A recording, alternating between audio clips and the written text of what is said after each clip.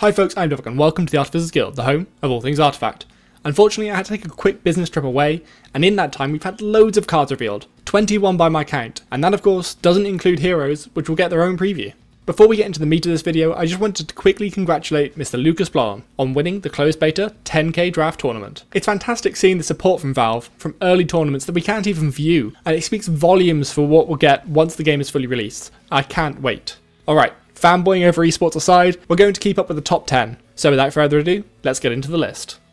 At number 10, a rather controversial pick, and that's pretty much why I wanted to talk about it. Wrath of Gold is a 3 mana blue spell, which allows you to spend all of your gold and then repeat one time for each gold spent, deal 4 damage to a random ally or enemy. Now RNG is either controllable or weighted towards the other player in Artifact, and this is the latter, as it costs all of your gold to trigger the effect. Personally, a card game without any RNG would eventually get pretty boring to watch, and as a massive esports fan, I'm happy to see some risky RNG in the game. That being said, if we get too much in the game, it won't be fun to play anymore. But in a recent analysis of Richard Garfield's RNG opinions, it would seem as though they will be toning down RNG in the future, rather than adding more.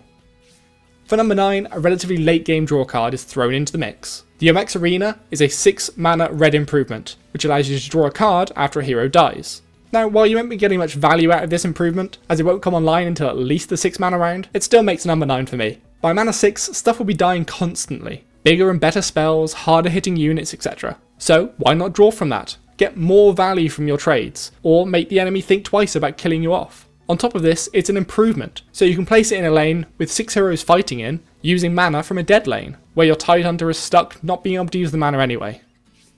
At number 8, the only item in my list this week, and another rather risky one, is Ristal Emblem. Ristal Emblem is a 4 gold trinket that gives the equipped hero plus 4 health and -2 armor, but the unit blocking the equipped hero also has -2 armor. At 4 gold, this is extremely cheap, but its greatest comparison is of course Traveller's Cloak, both granting 4 health and Ristal Emblem being 1 gold more. Now Ristal Emblem has a better swing potential if you're in control. However, if you're limited on combat target arrow control, then this is probably too risky. But if you can make the enemy opposing you taunt, this has crazy good value. For number 7, we used to have something else, but this sneaky assassin snuck in somehow. But all jokes aside, at number 7 is Assassin's Apprentice, a 2 mana black creep with 3 attack, 0 armor and 2 health, and an active ability on a 1-turn cooldown that lets you choose a combat target for Assassin's Apprentice. Now, this card to me screams round 1. At PAX especially, we saw how a little bit of bad RNG in the initial hero deployment can determine the early game. This creep can save you from a bad situation, trading with rather than just losing a hero. Or it might even make a good situation better by making the enemy lose everything instead of just losing a little. Even in the later game, cheap units to widen your board are great to give you better positioning in the wide scheme of things. Unless of course the enemy has an Echo Slam or an Annihilation to hand, in which case you're a bit done for. And number 6, a card that could be quite infuriating if you're lacking in any sort of strong AoE, is Rumesk Blessing, a 3 mana green spell that lets you choose a lane and modify allies in that lane with +3 health. From what we've seen so far, green seems to be playing quite wide as it is.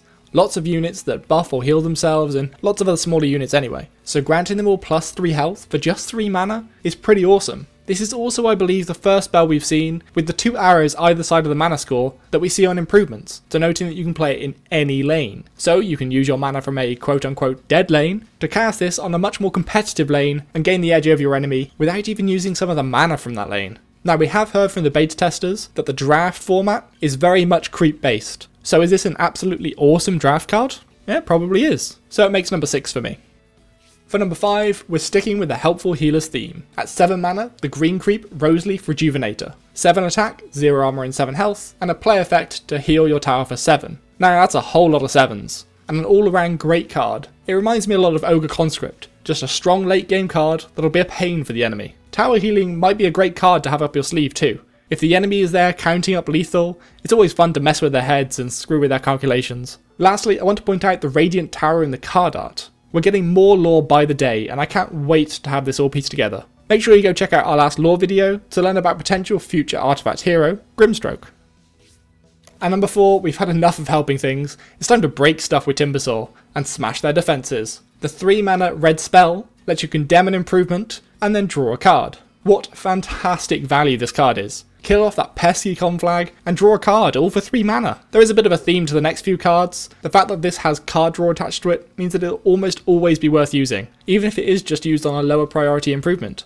A quick final note is that this also doesn't state enemy improvements, so you can likely use this on your own improvement if you desperately need to top deck something.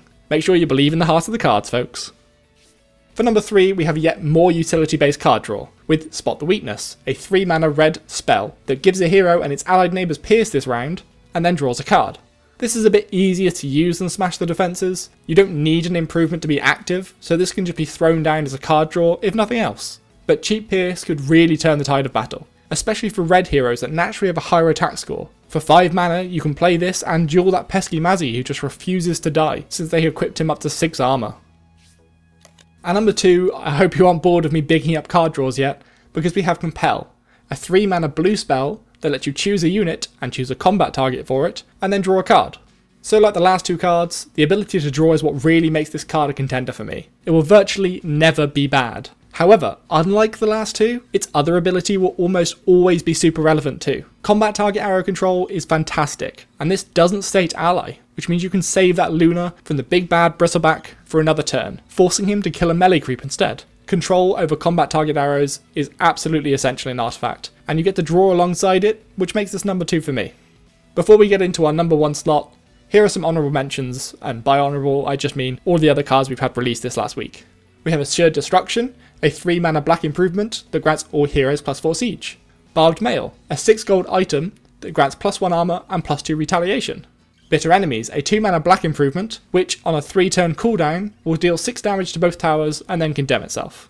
Burning Oil, a 1 mana red improvement that grants towers +2 retaliation. Escape Route, a 1 mana black improvement that has an active ability on a 1 turn cooldown to return an ally to the fountain. Glyph of Confusion, a 6 mana blue improvement which stuns all units entering this lane for 1 turn. Keenfolk Turret, a 4 mana black improvement with an active ability on a 1 turn cooldown that deals 2 piercing damage to a unit. Rebel Instigator, a 2/0/3 red 4 mana creep that allows you to summon another version of this after it damages another creep, kind of like Red Mist Pillager but for creeps instead of towers. Restoration Effect is a 4 mana green spell that heals a tower for 8. Sister of the Veil is a 4 attack, 0 armor and 5 health, 5 mana black creep with an active ability on a 1 turn cooldown to choose its target, basically the older sister of Assassin's Apprentice. Temple of War is a 3 mana red improvement that grants all equipped heroes, allies or enemies, +2 attack and +1 armor. And finally, the Cover of Night, a 7 mana black spell that moves an allied black hero to another lane and gives them +4 attack and +7 siege until the end of its combat phase.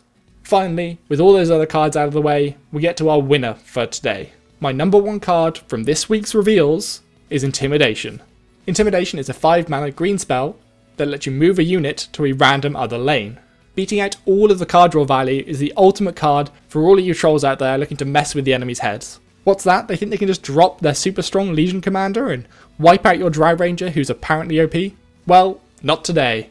This card to me is comparable to Silence, Stun, or even enough magic. If you can have initiative moving into this lane and cast this on the single hero of that colour in your lane, then the enemy won't be able to use any spells of that colour anymore, granting you the victory and potentially trapping their hero in a completely dead lane until they can afford a Time Portal scroll to get them out. Intimidation used well, I think, is green's mechanic to combat blue's incredible spells or red's enough magic to force you into the combat phase that just completely breaks the game, which is what Richard Garfield was looking to do with a lot of Artifact cards. If Intimidation was also your favourite this week, make sure you smash those like and subscribe buttons.